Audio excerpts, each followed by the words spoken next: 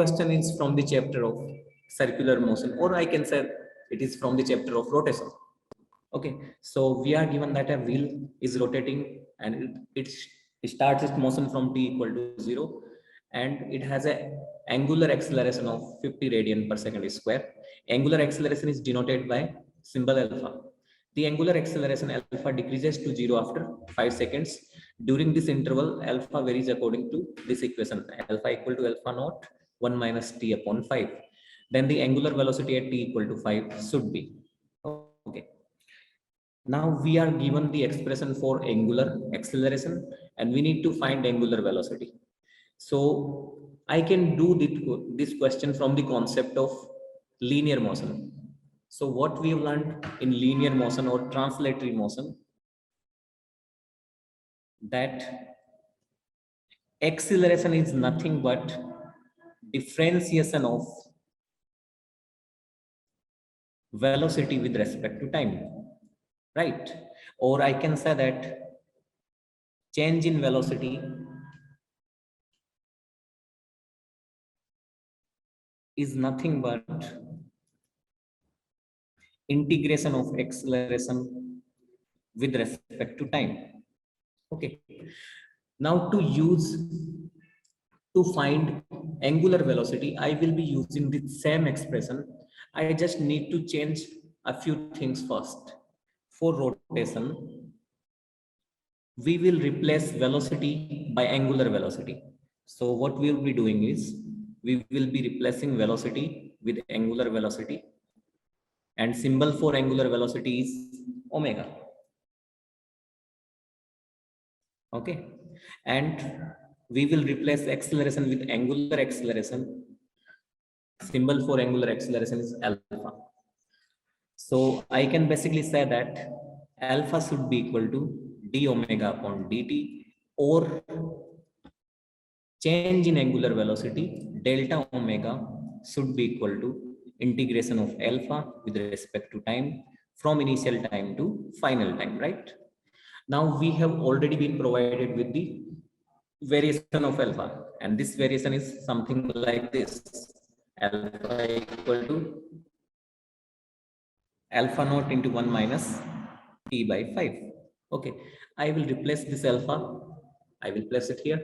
Then delta omega will become integration of, I can write it down as alpha naught minus alpha naught t upon 5. So it will become alpha naught minus alpha naught t upon 5 dt.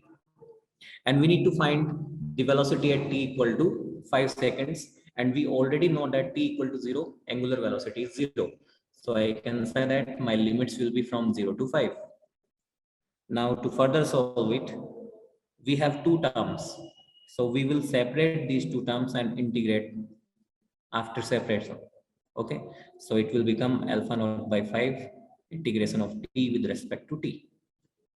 Now I can say that alpha naught and 5 are basically constants. So these constants will come out, and I can write down that integration dt should be equal to t, limits from 0 to 5.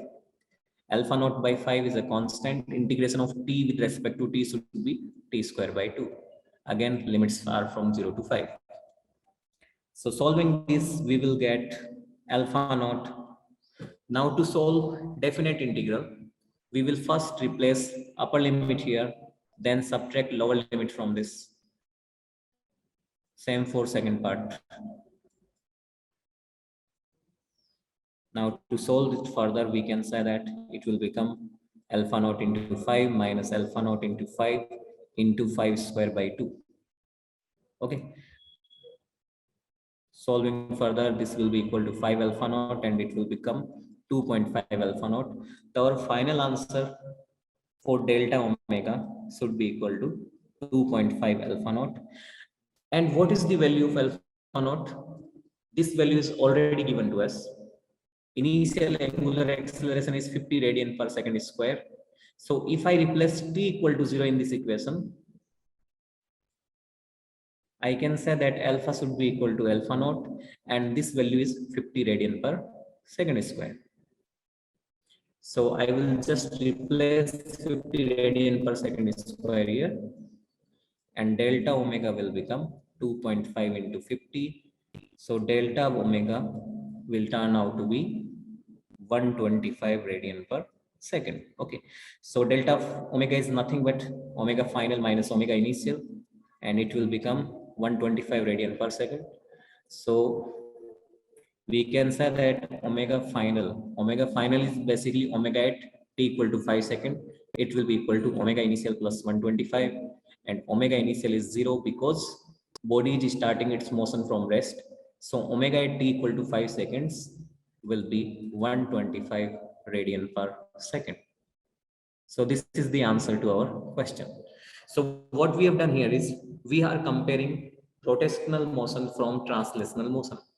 And we already know from the translation that differentiation of velocity is equal to acceleration with respect to time, right? So I can say that differentiation of angular velocity with respect to time should be equal to angular acceleration. And integration is nothing but inverse operator of differentiation. So we have used this concept to solve this question, and our answer turned out to be 125 radian per second.